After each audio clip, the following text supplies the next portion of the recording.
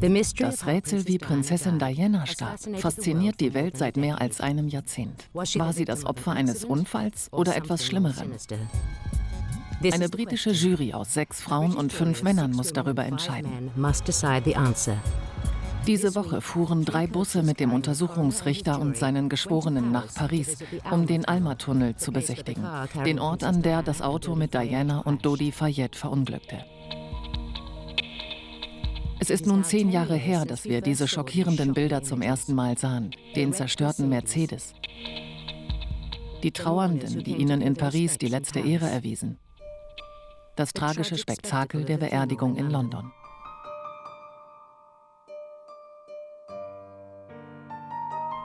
Zehn Jahre später startet endlich die offizielle gerichtliche Untersuchung des Todes von Diana und Dodi.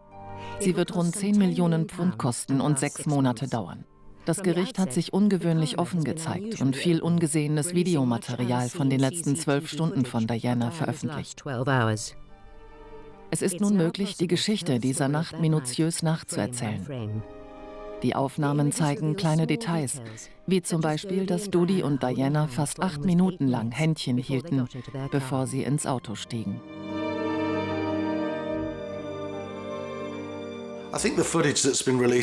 Die Aufnahmen, die das Gericht veröffentlicht hat, sind sehr fesselnd, weil wir Sekunde für Sekunde sehen, was mit Diana geschah, kurz bevor sie starb. Das ist sehr eindringlich. Am eindringlichsten ist das vielleicht letzte Lächeln von Diana, das eine Kamera eingefangen hat.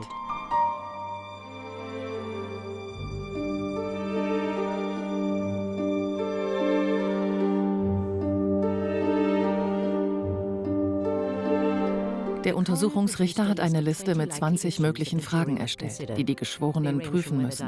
War Diana schwanger? War Henri Paul betrunken? Welche Rolle spielten die Paparazzi und die Briefe von Prinz Philipp an Diana? William und Harry wollten, dass die Untersuchung transparent ist und so schnell wie möglich durchgeführt wird. Wenn Sie mit transparent gründlich meinen, dann besteht kein Zweifel daran, dass der Untersuchungsrichter gründlich sein will. Und was die Schnelligkeit angeht, so wäre es schade, wenn die Gründlichkeit der Schnelligkeit geopfert würde. Wir haben so lange darauf gewartet. Es soll so lange dauern, wie es am Ende eben dauert. Vor allem, wenn am Ende genug Leute zufrieden sind, dass die Wahrheit ans Licht kommt. 2 Jahre nach dem Unfall behauptete die französische Untersuchungskommission unter der Leitung von Richter Hervé Stephan, Henri Paul, der Fahrer des Mercedes, sei betrunken gewesen. In Großbritannien wurde ein Untersuchungsrichter ernannt, der jedoch starb, bevor er beginnen konnte. Der zweite Untersuchungsrichter beauftragte Lord Stevens, den ranghöchsten Polizisten Großbritanniens, mit den Ermittlungen. Im Dezember 2006 berichtete er. Nach den uns jetzt vorliegenden Beweisen gab es keine Verschwörung in Bezug auf den Tod der Insassen dieses Wagens. Ein paar Wochen nach dem Bericht trat der zweite Untersuchungsrichter zurück. Die dritte Untersuchungsrichterin, Lady Butler-Sloss, wurde daraufhin ernannt. Aber als Familienrichterin hatte sie ein Problem mit dem Verfahren. Es gab das Gerücht, dass Lady Butler-Sloss keine Geschworenen haben wollte und dass sie den Fall nicht öffentlich verhandeln wollte. Das wäre fatal gewesen und hätte die Verschwörungstheorien noch verstärkt. Als das Berufungsgericht auf eine Jury bestand, trat Lady Butler-Sloss zurück und sagte, sie habe nicht die nötige Erfahrung im Umgang mit Geschworenen. Der 4. Richter, Lord Justice Scott Baker, eröffnete schließlich die Untersuchung, die bei ungewöhnlichen Todesumständen eines Briten im Ausland gesetzlich vorgeschrieben ist. Ich bin mir sicher, was mit ihnen geschehen ist. Ich weiß, dass sie ermordet wurden. Die Geschworenen werden alle meine Zweifel der letzten 10 Jahre bestätigen, in denen ich dafür gekämpft habe, Gerechtigkeit für meinen Sohn und Prinzessin Diana zu finden. Man fragt sich, warum wir diese Untersuchung durchführen. Der einzige Grund ist, dass Al-Fayed reich ist und das britische Rechtssystem manipuliert hat. Es ist eines der fairsten der Welt und er war in der Lage, es für seine Zwecke zu nutzen, um diesen Zirkus zu veranstalten. 80 potenzielle Geschworene wurden vor den Königlichen Gerichtshof in London geladen und bekamen einen Fragebogen. Sie wurden gefragt, sind Sie mit der königlichen Familie, der Familie Al-Fayed oder der Familie Spencer verbunden? Waren Sie beim MI5 oder dem MI6 beschäftigt? Waren Sie an der Untersuchung der Umstände der Todesfälle beteiligt oder haben Sie darüber berichtet? Von den 80 Personen, die hier befragt wurden, wurden 25 für tauglich befunden und gebeten, am Dienstag herzukommen. 55 wurden also disqualifiziert, weil sie mit den Beteiligten verwandt waren, für den MI5 oder den MI6 arbeiteten oder bestimmte Ansichten über den Fall hatten. Vor Gericht fand Lord Justice Scott Baker dramatische Worte. Sie werden im Blickpunkt der Öffentlichkeit stehen, wie noch nie eine Untersuchungsjury zuvor. Das werden wir alle. Sie dürfen sich davon nicht beeinflussen lassen. Sie müssen sich den Tatsachen emotionslos stellen und alles, was Sie außerhalb des Gerichts hören, außer Acht lassen. Catherine Whitty war die königliche Korrespondentin von Sky und arbeitet jetzt für Mohammed Al-Fayed. Sie war am ersten Tag im Gerichtssaal. Man hatte schon erwartet, dass am ersten Tag etwas Großes passieren würde. Dann begann der Untersuchungsrichter mit seinem Eröffnungsplädoyer und man hätte eine Stecknadel fallen hören können. Es war nicht nur ein kurzer Abriss unangefochtener Fakten, sondern er sprach direkt über die Beweise. Er legte seinen Standpunkt dar, ziemlich subtil, aber doch sehr deutlich. Mohammed war anfangs ein wenig überrascht und die Anwälte sicher auch. Aber es zeigte einfach, dass das Phänomen Diana und der Prozess selbst an diesem ersten Tag immer noch die Macht hatten zu überschatten. Der Untersuchungsrichter erwähnte ein Gespräch zwischen dem Geschäftsführer des Ritz-Hotels Frank Klein und Mohammed Al-Fayed, kurz nach dem Unfall. Er spielte darauf an, dass Mohammed es als Mord bezeichnete. Und die Frage des Untersuchungsrichters war, wie konnte er so kurz danach wissen, dass es Mord war? Die entscheidenden Aufnahmen wurden von 31 der 43 Überwachungskameras in Al-Fayeds Ritz-Hotel im Zentrum von Paris aufgezeichnet. Was sehen wir? Wir sehen Diana und Dodi, wie sie in einen Aufzug steigen. Sie scheint ziemlich glücklich zu sein, warum auch nicht?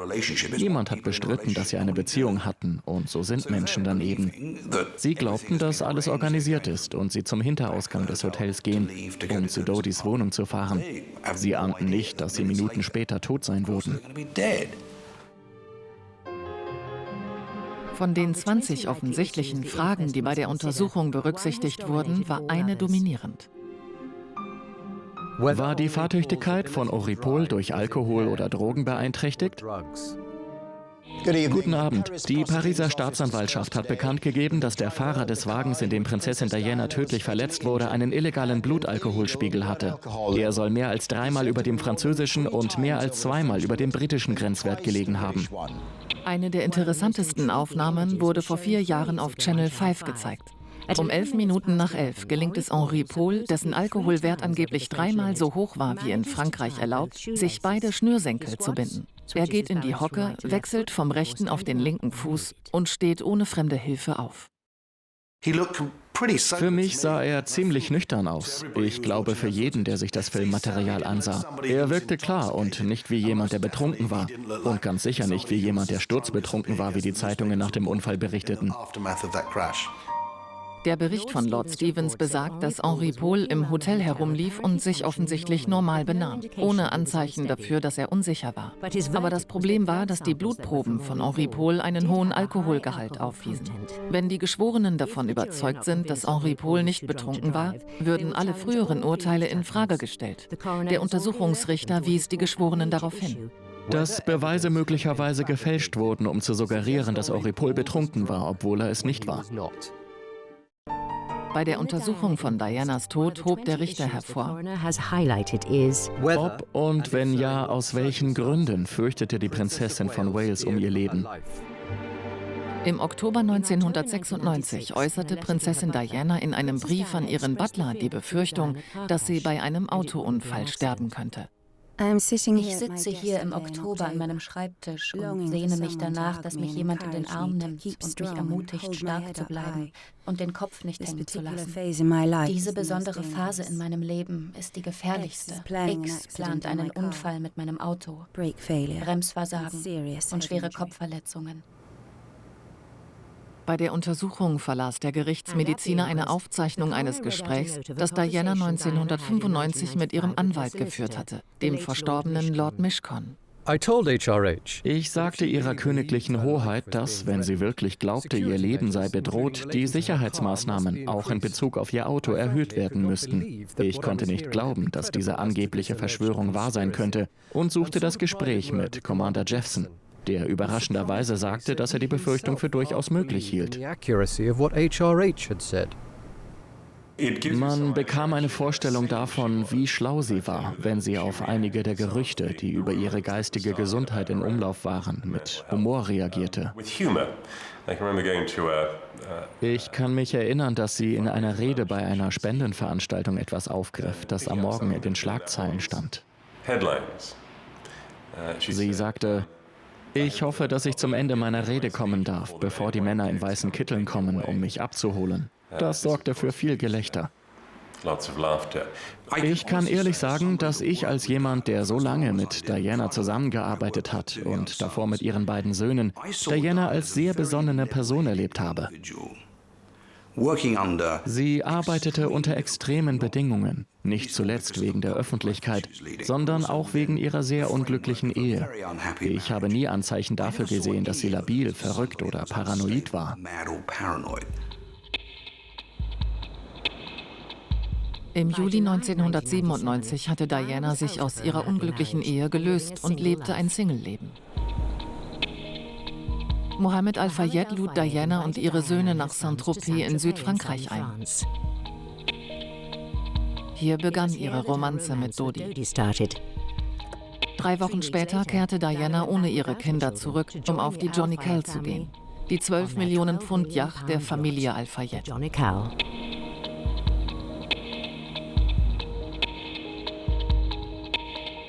Während der Schiffsreise machte Diana ihre neue Beziehung zu Dodi Al-Fayed öffentlich. Das Paar sorgte für große Schlagzeilen.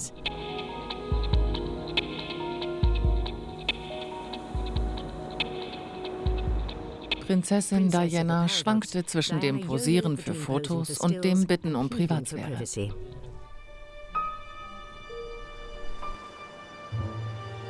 Am Samstag, den 30. August, verließen Diana, Dodi und ihr Leibwächter Trevor Rees-Jones die Jonica und erreichten den Flughafen von Olbia auf Sardinien. Dort bestiegen sie ein Privatflugzeug und flogen nach Paris, wo sie am kleinen Flughafen Bourget von Paparazzi empfangen wurden. Einer davon war Fabrice Chasseri. Seine Fotos fingen einen geschichtlichen Moment ein. Man kann Trevor und Cass Wingfield sehen, wie sie aus dem Flugzeug steigen. Das erste Mal, dass sich die 4 Personen trafen, die in dem verunglückten Mercedes sitzen sollten. In diesem Moment waren wir bei den Zollbeamten.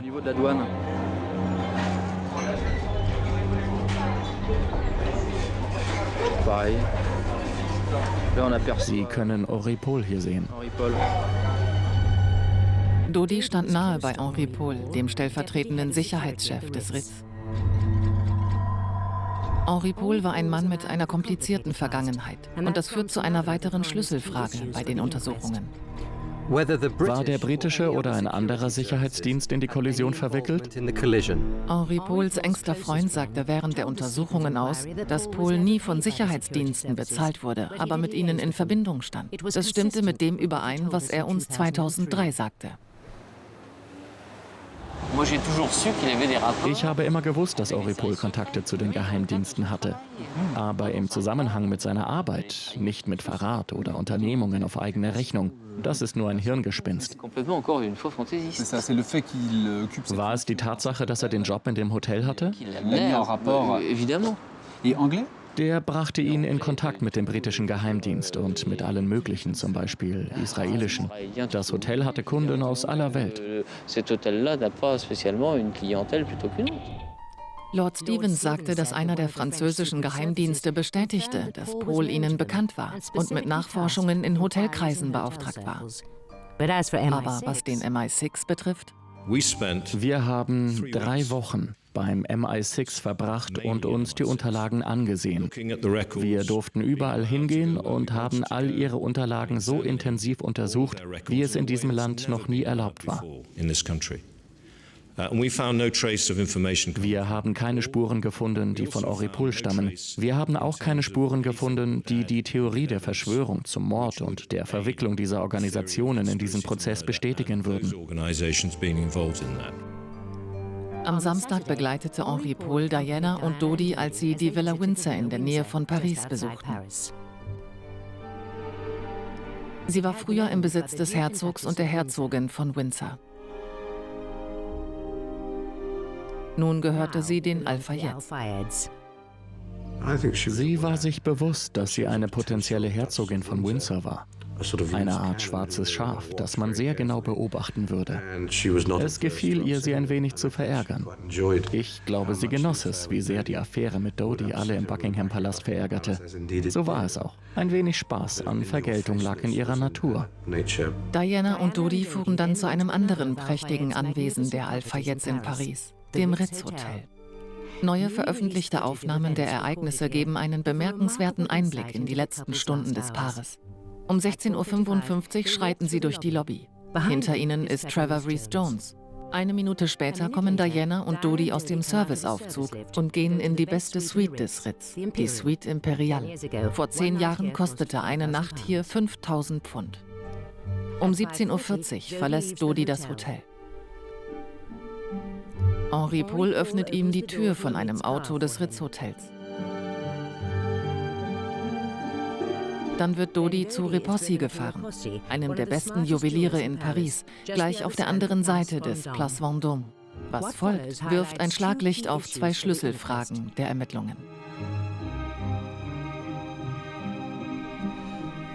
Die Umstände im Zusammenhang mit dem Kauf des Ringes. Waren die Prinzessin von Wales und Dodi Al-Fayed im Begriff, ihre Verlobung bekannt zu geben? Dodi verbringt 7,5 Minuten bei Repossi. Dann kommt er mit einer Broschüre zurück ins Hotel. Er eilt nach oben zu Diana in die Suite Imperial. Dodi schickt einen der Hotelmanager, Claude Rollet, zu Repossi. Er ist hier mit dem roten Punkt markiert. Er kehrt mit einer Tasche mit 2 Ringen ins Ritz zurück. Er bringt sie nach oben zu Dodi in die Suite und behauptet, Dodi habe sich für einen Goldring aus der Serie Dis-moi oui, sag ja zu mir, im Wert von 130.000 Pfund entschieden. Rollet wird gesehen, wie er den Ring in den Tresor des Ritz legt und für ihn unterschreibt. Es ist umstritten, ob es sich wirklich um einen Verlobungsring handelte. Und es gibt auch eine Debatte über die Version des Juweliers Alberto Repossi, als er vom Untersuchungsteam von Lord Stevens befragt wird. Alles Fragen, die die Geschworenen zu klären haben. Kurz vor 7 Uhr verlassen Dodi und Diana das Hotel.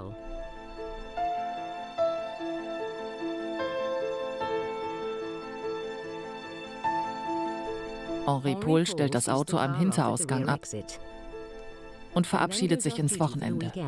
Zumindest glaubt er das.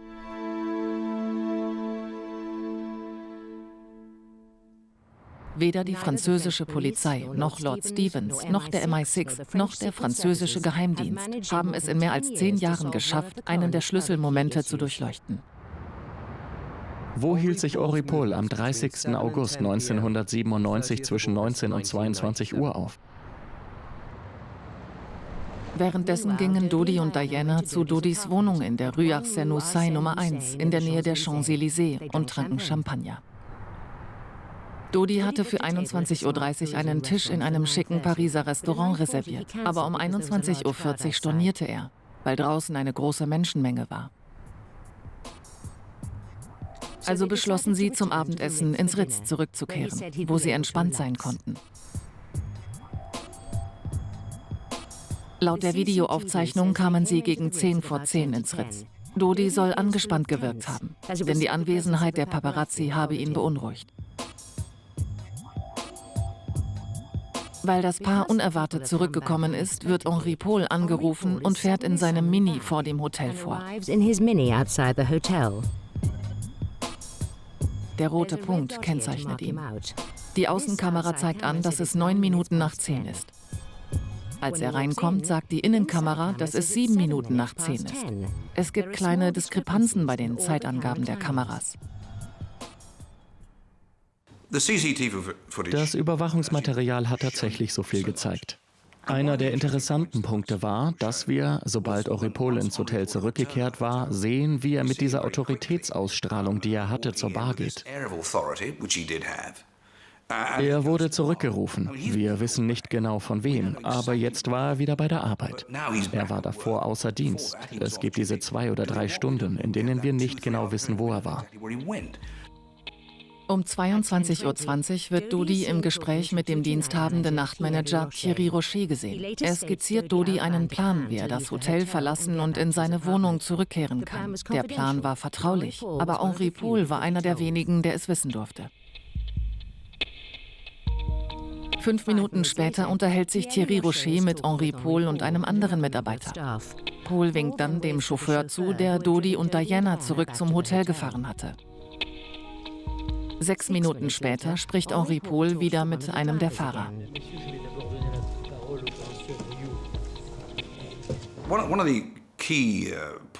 Einer der wichtigsten Punkte bei der Veröffentlichung dieses Videomaterials war für mich die Rolle, die Henri Paul gespielt hat. Es scheint mir, dass er einen viel wichtigeren Platz in der Organisation einnimmt als Trevor Rees-Jones oder Kes Wingfield.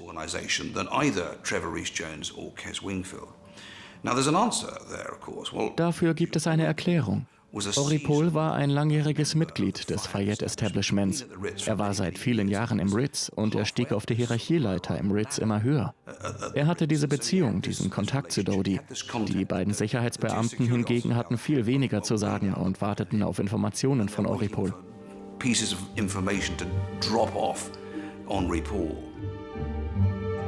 Um 22:34 Uhr verlässt Henri Paul das Hotel und geht zum Place Vendôme, wo er 7 Minuten lang mit den Paparazzi spricht.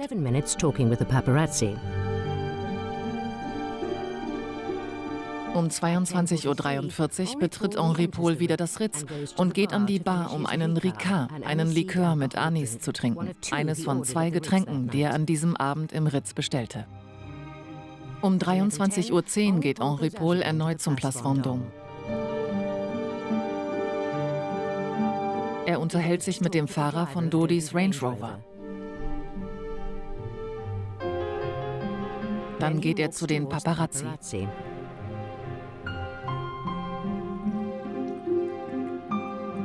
Einige Leute scharen sich um ihn. 2 Minuten später ist er zurück im Hotel. Und dort bemerkt er, dass sich seine Schnürsenkel gelöst haben.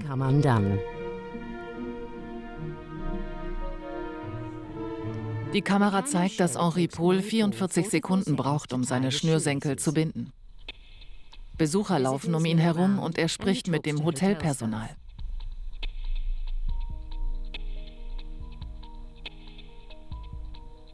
Von hier aus geht er die Treppe hinauf zu den Leibwächtern vor der Suite Imperial, wo sich Dodi und Diana aufhalten.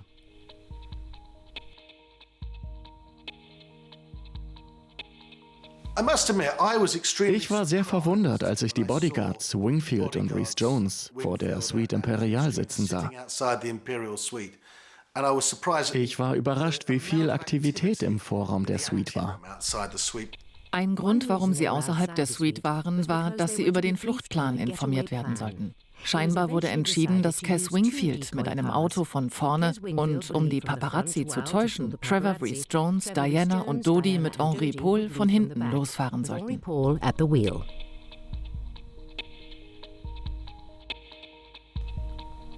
Henri Paul ging die Treppe hinunter und wieder hinaus, um mit den Paparazzi zu sprechen. Es ist jetzt 23 Minuten nach 11. Der Plan braucht 3 Autos, Dodis Range Rover und 2 identische Mercedes, einen vorne und einen hinten. Wir warten auf Prinzessin Diana. Die Menge, die sich auf dem Place Vendôme versammelt, um Diana zu sehen, hat keine Ahnung von dem Plan. So hat eine australische Touristin alles wahrgenommen. Ich sollte nicht hier sein, ich werde noch überrannt. Um 10 Minuten vor Mitternacht begibt sich Henri Paul zum 4. Mal zum Place Vendôme, wo er vor einer großen Menge von Schaulustigen und Paparazzi steht. Für den Untersuchungsrichter ist dies ein weiterer wichtiger Moment. Wessen Entscheidung war es, dass die Prinzessin von Wales und Dodi Al-Fayed durch den Hintereingang gehen und dass Henri Paul das Auto fährt? Das hat uns Mohammed Al-Fayed vor 4 Jahren erzählt.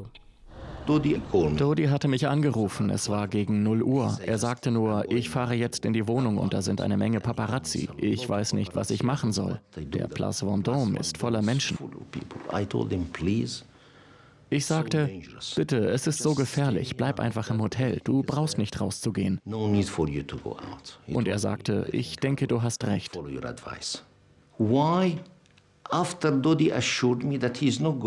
Nachdem Dodi mir versichert hatte, dass er nicht rausgehen wird, ist Henri Paul um Mitternacht zu ihm gegangen und hat ihn überzeugt.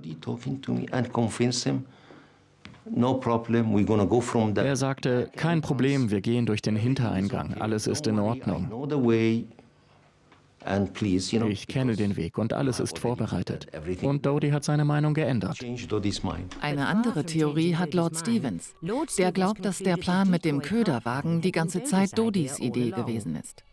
Lord Stevens berichtet, dass Mohammed Al-Fayed ihm gesagt hat, dass Dodi aus romantischen Gründen in seine Wohnung zurückkehren wollte, um Diana den Verlobungsring zu geben. Die Geschworenen werden sich diese Beweise ansehen und über die Wahrheit entscheiden müssen.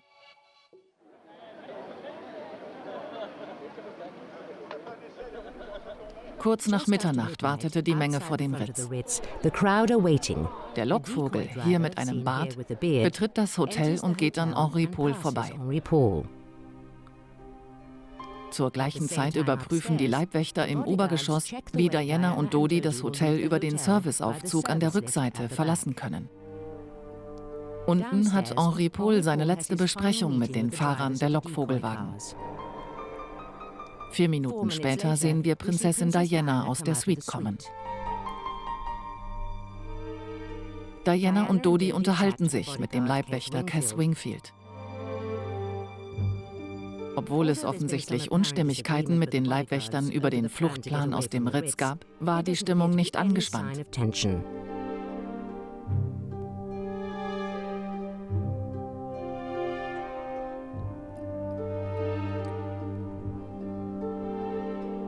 Und als sie sich zum Aufbruch bereit machten, schien Diana zu kichern.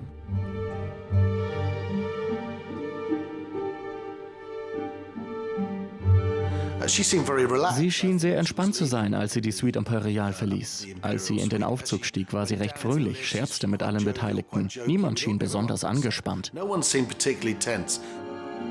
Cass Wingfield ging zu den Lockvogelwagen an der Vorderseite, während Diana, Dodi, Henri Paul und Trevor Rhys-Jones den Korridor entlang zum Serviceaufzug gingen. Diana ist vergnügt, scherzt mit Dodi und wirkt gelöst. Trevor Rhys-Jones steht in der Nähe von Henri Paul und wie er gegenüber Lord Stevens ausgesagt hat, hat er nicht nach Alkohol gerochen. Er war bei der Arbeit und wirkte nüchtern auf mich. Er verhielt sich nicht so, dass man denken könnte, dass er Alkohol getrunken hat.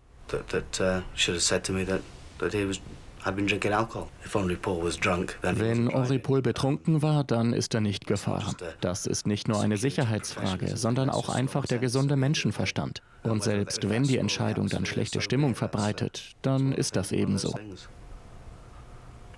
Ich kann ganz klar sagen, dass er aus meiner Sicht stocknüchtern war. Diana, Dodi und die anderen warteten nun am Angestelltenausgang. Für Diana ist es ein krasser Gegensatz zur königlichen Routine und dem Schutz von Scotland Yard. Sie hat erwartet, dass diese Sicherheitsentscheidungen für sie getroffen werden, so wie Mitglieder der königlichen Familie das erwarten, wie auch Premierminister und Präsidenten. Ich habe mit allen denkbaren Staatsoberhäuptern in der westlichen Welt zusammengearbeitet. Und sie alle lassen sich von ihren Sicherheitsleuten leiten. In diesem Fall scheint es, dass es diesen Ratschlag nicht gab. Was wir hier sehen, zeigt, wie nahe sich Diana und Dodi in dieser Nacht standen. Dianas rechter Arm liegt hinter ihrem Rücken und sie halten Händchen. An einer Stelle sieht es so aus, als würde Dodi ihren Hals berühren. Henri Paul geht hinaus, um zu sehen, ob der Mercedes da ist. Er scheint einem der Paparazzi zuzuwinken. Drinnen halten Diana und Dodi immer noch Händchen. Es dauert 7 Minuten und 48 Sekunden. Dann salutiert die Prinzessin spöttisch vor Henri Paul. Man kann ihren Sinn für Humor in diesen Aufnahmen erkennen. Besonders was das Personal, die Dienerschaft betrifft, hatte sie zu Recht den Ruf, jemand zu sein, mit dem man leicht arbeiten konnte.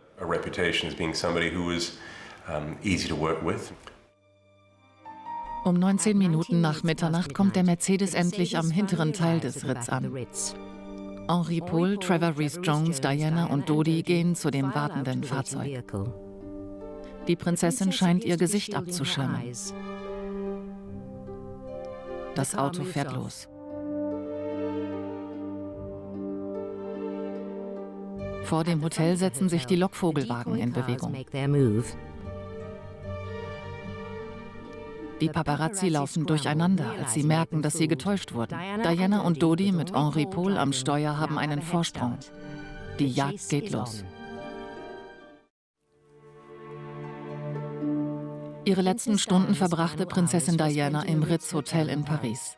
Viele ihrer letzten Momente wurden auf Videos festgehalten, die vom Untersuchungsrichter veröffentlicht wurden. Um 20 Minuten nach Mitternacht fuhr der Mercedes mit Diana vor den Paparazzi vom Ritz weg.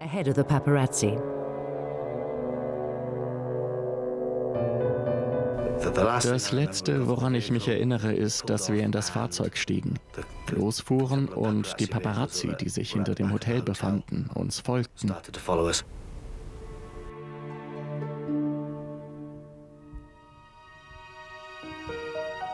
Der kürzeste Weg vom Ritz zu Dodis Wohnung führt über die Champs-Élysées. Aber wie das Video der australischen Touristin zeigt, war in dieser Nacht viel Verkehr. Am Place de la Concorde fährt Henri Paul nicht die Champs-Élysées hinauf, sondern geradeaus an der Seine entlang. Der Mercedes sollte nun kurz vor dem Alma-Tunnel abbiegen, wie die rote Linie zeigt. Wenn er in den Tunnel fährt, entfernt sich der Mercedes von Dodis Wohnung. Wir wissen jetzt, dass der Mercedes mit einer Geschwindigkeit zwischen 98 und 100 Stundenkilometern unterwegs war. Der Untersuchungsrichter sagte dazu: Henri Paul kannte Paris. Irgendetwas hat ihn also veranlasst, von der offensichtlichen Route abzuweichen und in den Tunnel zu fahren. Die Frage ist, warum ist er an der Ausfahrt kurz vor der Unterführung vorbeigefahren? Wurde der Mercedes daran gehindert, die Ausfahrt zu nehmen? Der Untersuchungsrichter wies darauf hin. Hat ein Fiat Uno oder ein anderes Fahrzeug die Kollision verursacht oder dazu beigetragen? Die Pariser Polizei hat Fragmente des Rücklichts eines weißen Fiat Uno im Tunnel gefunden. War er dem Mercedes in die Quere gekommen? Nachrichtenberichte 18 Tage nach dem Unfall stellten die Verbindung her. Der Außenspiegel des Mercedes wurde an dieser Stelle gefunden, zusammen mit Lackspuren eines anderen Autos und Scherben eines Fiat-Rücklichts. Der Mercedes wurde gegen die rechte Wand geschleudert und in den 13. Pfeiler in der Mitte des Tunnels. Die französische Polizei untersuchte 4.668 Fahrzeuge, fand aber keinen Fiat Uno, der auf diese Weise beschädigt worden war. Al-Fayed beauftragte ein Team von pensionierten französischen Polizisten, die behaupteten, das Rätsel gelöst zu haben. Auf einem Feld fanden sie diesen Fiat. Das Rücklicht war gerade ausgetauscht worden. Er gehörte einem Mann, der den Sommer damit verbracht hatte, Dodi und Diana zu fotografieren. James Andonson. Er war einer der berühmtesten Paparazzi der Welt. Er hatte einen weißen Fiat Uno. Und der Untersuchungsrichter fragte sich: War James Andonson in der Nacht des Zusammenstoßes in Paris? Er war im Jahr 2000 Thema einer französischen Fernsehsendung.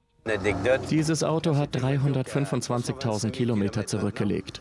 Eines Tages machte ich ein paar Fotos von Giovanni Agnelli, dem Chef von Fiat, auf seiner Yacht. Ich schoss ein paar Fotos und am nächsten Tag traf ich ihn im Hafen von Saint-Tropez. Ich erzählte ihm, dass ich mit dem Auto 200.000 Kilometer zurückgelegt habe. Und er sagte: Hey, wenn du 500.000 gefahren bist, schenke ich dir ein neues. Andonson erzählte den Leuten, dass er in der Nacht des Unfalls im Tunnel war. Elizabeth Dart, die Witwe eines seiner Freunde, sagte uns, dass er vor 5 Jahren behauptet hatte, er sei am Unfallort gewesen. Er sagte zu mir, er sei im Tunnel gewesen, aber er wurde nicht von der Polizei gefasst. Dafür war er zu gerissen. Lord Stevens hat mit Elizabeth Dart und ihrer Tochter Josephine gesprochen und sagte, sie scheinen glaubhafte Zeugen zu sein, die nichts gewinnen, wenn sie sich ein solches Gespräch ausdenken. Dennoch glaubt Lord Stevens der Geschichte von Andonson nicht und denkt, dass er in der Nacht des Unfalls nicht in Paris war. Zu erwähnen ist noch, dass Andonson im Jahr 2000 starb, nachdem er sich in seinem eigenen Auto in einem verlassenen Waldstück angezündet hatte. Lord Stevens fügte hinzu, es gibt keinerlei Beweise, dass er ermordet wurde. Die Geschworenen müssen entscheiden, ob er eine wesentliche Rolle bei dem Unfall gespielt hat.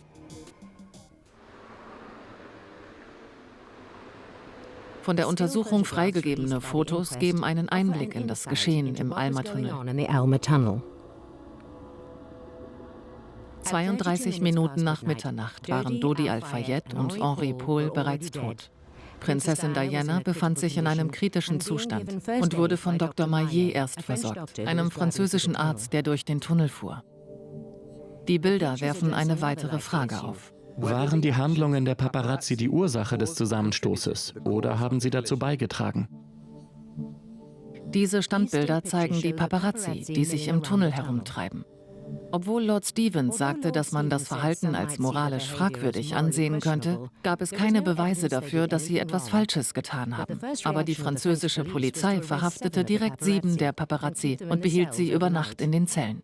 Viele ihrer Fotos wurden beschlagnahmt und nie zurückgegeben, obwohl alle Untersuchungen ergaben, dass sie nicht zu dem Unfall beigetragen hatten. Die Rolle der Paparazzi wird von den Geschworenen geprüft.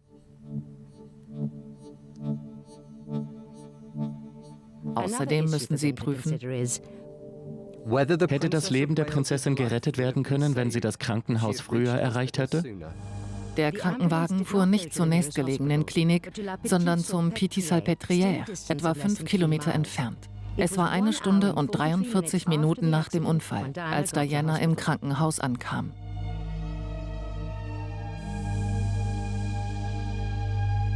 Bei allen Untersuchungen wurde die Vermutung zurückgewiesen, dass es sich um eine Verschwörung handelte. In Frankreich ist es üblich, dass die Sanitäter versuchen, die Opfer noch am Unfallort zu stabilisieren und zu behandeln. Als Diana in den Operationssaal kam, befand sie sich in einem kritischen Zustand. Der französische Justizminister und der britische Botschafter waren im Krankenhaus eingetroffen und hörten die von allen gefürchtete Nachricht.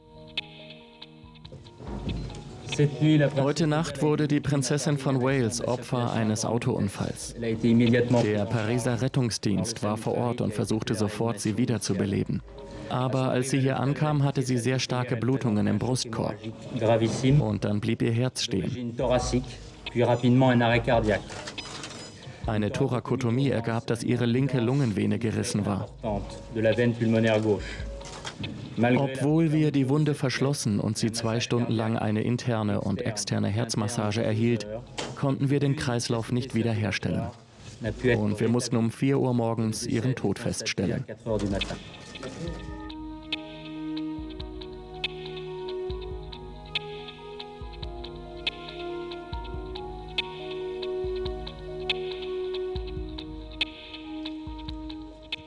Es war ein großer Schock.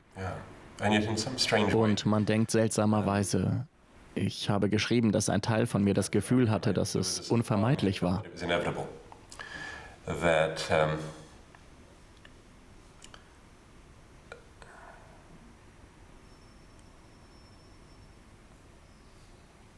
Sie hat nie halbe Sachen gemacht. Es war ein Schlag ins Gesicht. Ich weiß nicht, wie ich mich gefühlt habe. Ich habe irgendwann versucht zu weinen, aber ich konnte nicht. Ich bekam kein Geräusch raus, weil ich so einen Kloß im Hals hatte. Es war einfach ein totaler Schock. Es war wie bei einem Fallschirmsprung, wenn der Boden unter dir wegbricht. Lord Stevens untersuchte in seinem Untersuchungsbericht die Behauptungen, der Tunnel sei zu schnell wieder geöffnet und gesäubert worden, was einer forensischen Untersuchung nicht förderlich war. Diese Bilder entstanden um 7 Uhr morgens nach dem Unfall, als ein Journalist in den Alma-Tunnel hinabstieg. Um 7 Uhr morgens ging ich in den Tunnel. den Alma-Tunnel, weil ich mir das von innen ansehen wollte. Ich war sicher, dass er abgesperrt sein würde. Aber er war komplett offen. Das hat mich überrascht, denn es ging um Diana. Sie war tot, das war eine große Sache. Ich war sicher, die Polizei würde den Tunnel schließen, sogar für mehrere Tage. Aber um 7 Uhr morgens war er völlig offen. Lord Stevens glaubte den Angaben der französischen Verkehrspolizei, dass die westliche Fahrbahn des Tunnels nicht vorzeitig wieder geöffnet wurde. Die grünen Reinigungsfahrzeuge fuhren hinein, um zu sprühen und zu kehren. Und offiziell war der Alma-Tunnel um 10:30 Uhr wieder für den Verkehr freigegeben. Der Untersuchungsrichter hielt es für sinnvoll, dass die Geschworenen den Alma-Tunnel mit eigenen Augen sehen. Das hat es noch nie gegeben, dass eine Geschworenenjury ins Ausland reiste, um den Ort zu besuchen, an dem Menschen gestorben sind. Die Reise hatte ihre Tücken. Ein Polizist stürzte von seinem Motorrad. Die Räder der Busse, in denen die Geschworenen saßen, lösten sich. Und das war nicht das einzige Drama der ersten Woche. Der Untersuchungsrichter teilte den Geschworenen mit, dass sie sich mit einer überraschenden Entwicklung befassen müssen. Dieses Mal ist der Mann, der die Fragen beantworten muss, der Mann, der die Fragen während der Untersuchung gestellt hatte, Lord Stevens. Der Untersuchungsrichter sagte den Geschworenen: Es gibt eine offensichtliche Diskrepanz zwischen dem, was Lord Stevens zu den Eltern von Henri Paul sagte, als er sich am 8. November 2006 in Paris mit ihnen traf, und dem, was einige Wochen später im offiziellen Bericht stand. Das Team von Al-Fayed erkannte die Bedeutung der Kontroverse und forderte Antworten.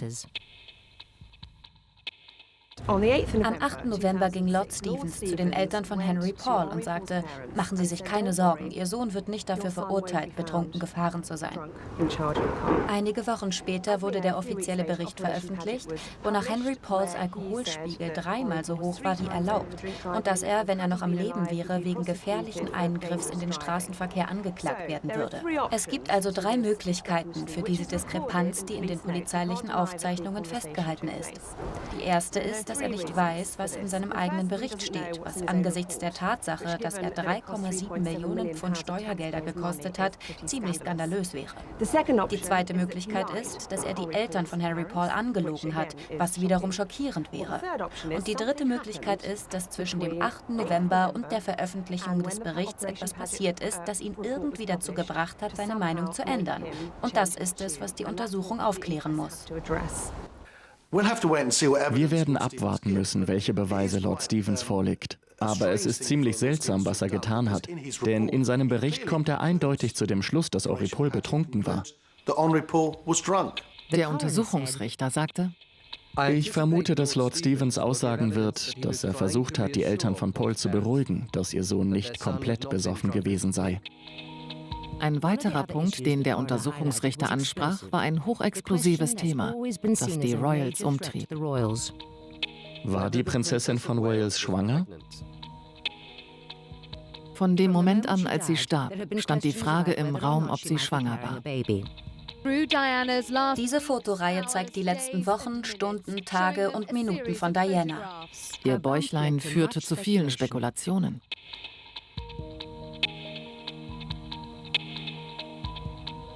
Der Untersuchungsrichter sagte den Geschworenen: Sie werden auch Beweise dafür hören, dass Diana eine Antibabypille nahm. Es ist bekannt, dass eine Schwangerschaft in diesem Fall wissenschaftlich nicht eindeutig nachgewiesen werden kann.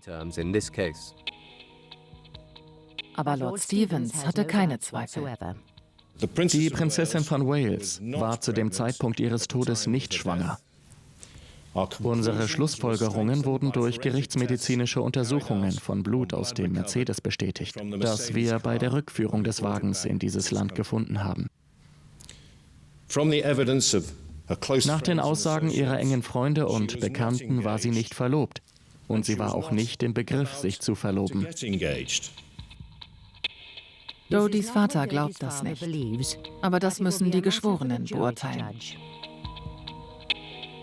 In den nächsten 6 Monaten werden die Geschworenen viele solcher Behauptungen und Gegenbehauptungen hören, innerhalb und außerhalb des Gerichts. Die Menschen werden sich leidenschaftlich und skeptisch äußern.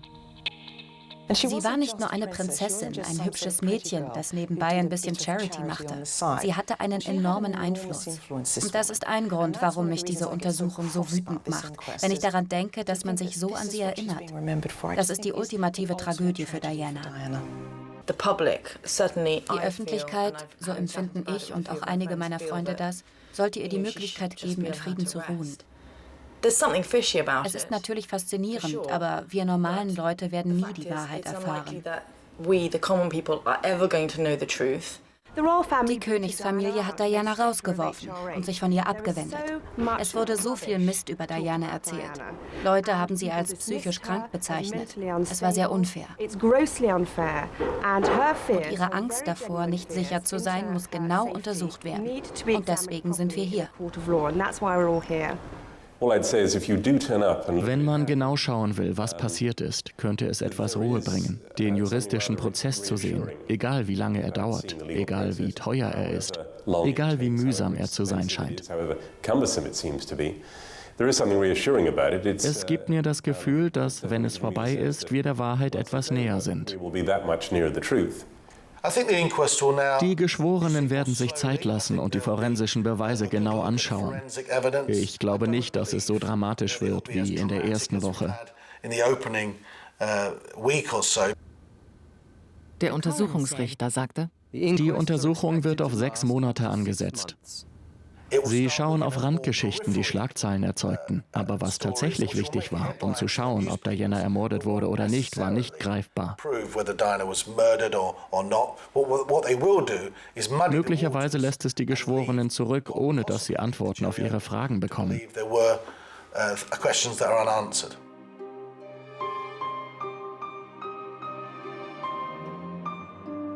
Der Untersuchungsrichter erklärte den Geschworenen, wie wichtig das Verfahren ist. Eines der Ziele dieser Untersuchungen ist es, die Fakten gründlich zu untersuchen, damit der öffentliche Verdacht entweder ausgeräumt oder erhärtet wird. Wir werden eine entschlossene und gründliche Untersuchung der Beweise durchführen, damit der Grund für ihren Tod, wenn möglich, ein für alle Mal geklärt werden kann.